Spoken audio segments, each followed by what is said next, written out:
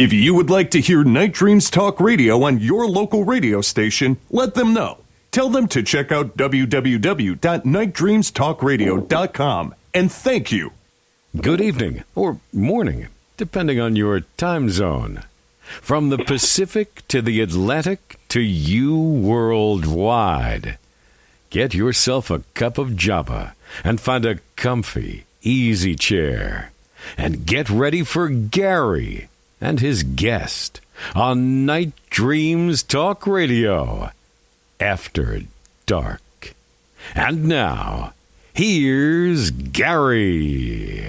I am here. You know what? I still feel like I'm, Johnny Carson. Every time I play that, James, I don't know. Maybe it makes me feel good. I don't know. Anyway, we're going to get back to, about her writing these books and what paranormal experiences got her to write these books. Are you still there? Oh, yes. Well, what got you into writing? I mean, you mentioned to other people that you maybe thought about writing a book. What other experiences have you had in the paranormal? Well, there's quite a variety. I have to say that my paranormal experiences have been random. They have been just mind-expanding. They have been a blessing, sometimes a little startling. I'm much better in my age of handling it. But I think everybody's got a pinch of psychic. I think when you come back after a near-death experience, the after effects are emotional, but also I think a lot of people come back with a limited ability, psychic ability, or I'd say an increased perception of non-physical reality. That's really kind of what it is more than anything. But nobody comes back with a full cup, Gary. I mean, I think there's very, very few people who can connect at will and do these dramatic things that some folks say they can. I don't think it works that way, at least, not,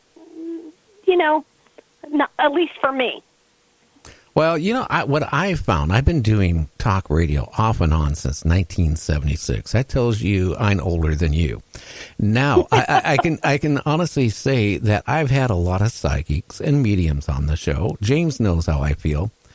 And what I hate is when I see a medium on Facebook or wherever, okay, saying, I got a special, $25 for 15 minutes, and I'll give you a reading. Yeah, I've had a lot of psychics through the years on my show. Not one of them was ever accurate. Never.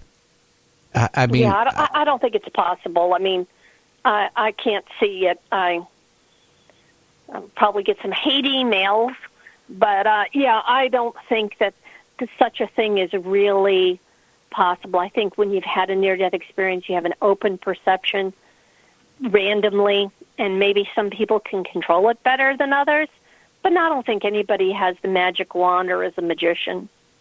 No, I don't think so. I mean, I've had mediums on, as you know, James, that actually could read the minds of animals and then tell me what my horse or my dog thought. I'm a polite host. I listen to them, but I find that really hard to believe. I do think we all have some psychic abilities. I really do.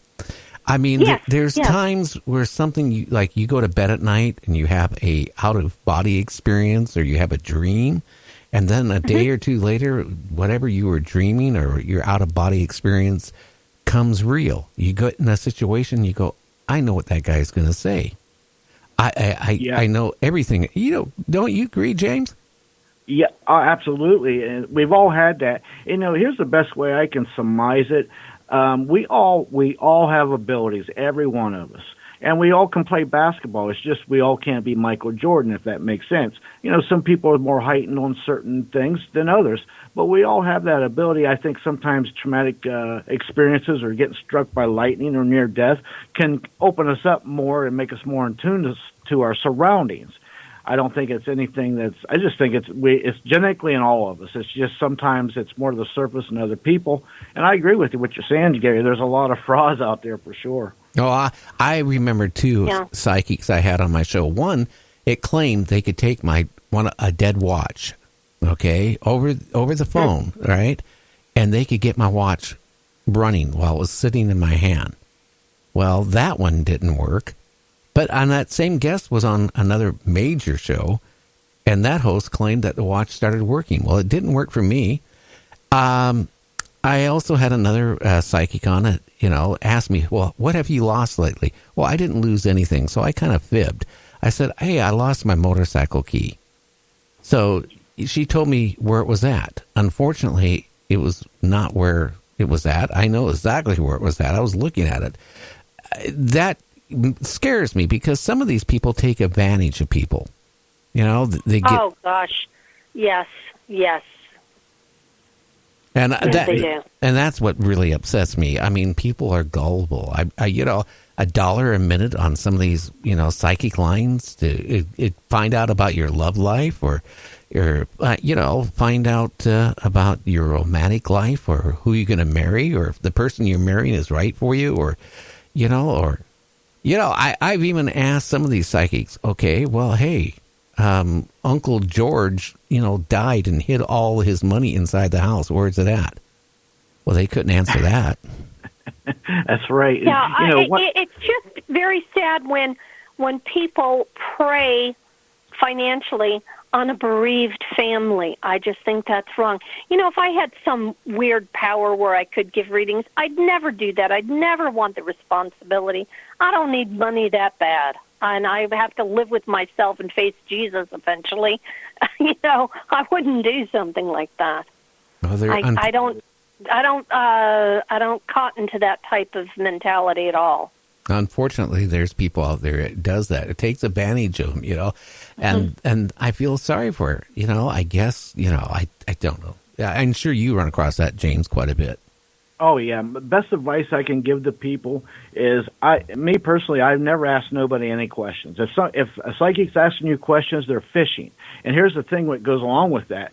Even he's fishing for yeses. So you're saying yeses. So subconsciously you're thinking he's saying things that, psychically he's come up with when really he's not. And here's the other thing. Even when you say no, they'll say, well, it hasn't happened yet. So they've got you either way. So subconsciously they're tricking you. Well, Go ahead. I was saying, James, didn't we touch on it last night, too? That if you go online, for example, right, and somebody's giving you a reading, okay, they want to know your name. They want to know where you live, right? How easy is it to Google somebody and get information?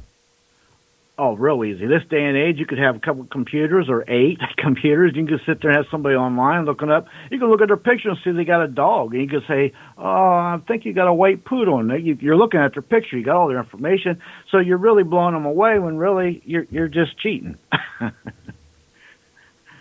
Yeah. Well, I think there are some people that are probably a lot more evolved than me and a lot or more attuned that can, contact or connect with a non-physical reality.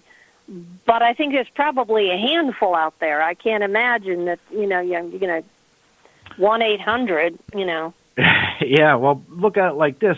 20 years ago, there was a handful of psychics or mediums. You know that today there's literally thousands of them on the internet alone. It's like everybody wants to get in on it because there's money to be made. And it's sad because they do prey on the unfortunate. And that's been going on since the turn of the century. Or before. Yeah. They had the spiritualism back in the 1850s that was so popular and ramped it up. And, the word charlatan was, created for a reason. But there are some people that I think are very genuine and maybe they have their heart in the right place, but it's a lot of responsibility to get into somebody else's business. I wouldn't care for that or follow it myself. Well, how would you like to be a medium, right? And you got a client sitting in front of you, and you're doing their reading, and you realize that they're going to die in 6 months. Are you going to tell that person, hey, you're going to die in 6 months of lung cancer or whatever? I mean, I wouldn't even want that responsibility if I could do it. No. There are other things. And you know what? I did get this feeling, that I was able to bring back, guys, was that everything you do really counts. And in the end, we all get the bill. And what I say, I'm not talking about, you have to be a goody two-shoes or, go work with Mother Teresa type stuff. I mean, are you a genuinely kind and caring human being? Because if you're clear and you're fair with people and you don't have any malice toward, you're not trying to cause trouble and you're not malicious, those are the things that you should strive for. Those are the things that are really the most important, because Lura Ketchledge is no saint. I've made so many mistakes. You could drive a truck through the middle of them and not hit the sides. But on the other hand, I've tried to be a pretty decent person and not take out my bad moods on others. And, I think if you can be fair and clear with folks, and, that's a 10 for me. So what all have you been involved in the paranormal? Basically, writing my novels. I've written some first-person articles. I did an art series, Near Death and Inspired Art, and what I did is I had like 7 paranormal events, and I did a painting and then an article with them and put them on the internet to sort of explain myself and a few things that had happened to me, a few paranormal encounters, and it was very cathartic to do the paintings. I've tried to sell the paintings. Nobody has, made me an offer, but I did them anyways, and I enjoyed it. And, I'm not going to do a ton of articles or any more paintings. It's just something I wanted to do. My main focus, is writing books, and then after I had the paranormal investigations and all that evidence, I got on My Ghost Story twice.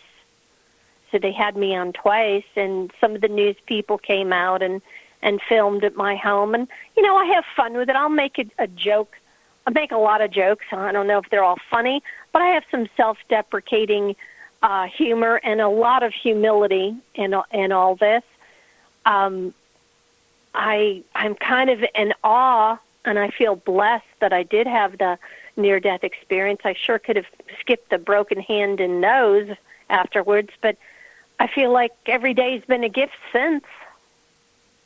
Yeah. I mean, you actually, on your near-death or death experience, we had one of my friends, R.W., has been on the show several times.